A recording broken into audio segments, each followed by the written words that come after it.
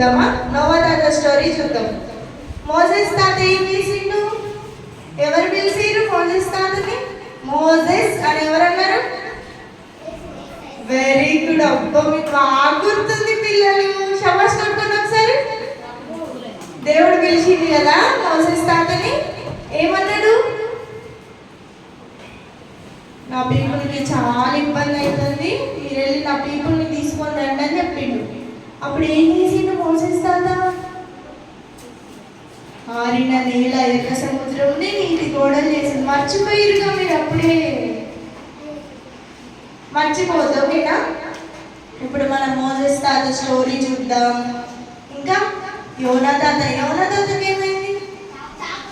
Very good, super. ఎన్ని days ఉన్నారా? Wow, మీకు మస్తు గుర్తుందిరా.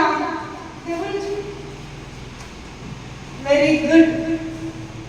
3 days ఉన్నాడు కదా. యోనా తాత స్టోరీ, నోవా తాత స్టోరీ, అన్ని స్టోరీస్ చూద్దాం ఇప్పుడు. ఓకేనా? చూసిన తర్వాత శరణక క్వశ్చన్స్ అడిగితే చెప్పాలి మళ్ళీ మీరు. ఓకేనా?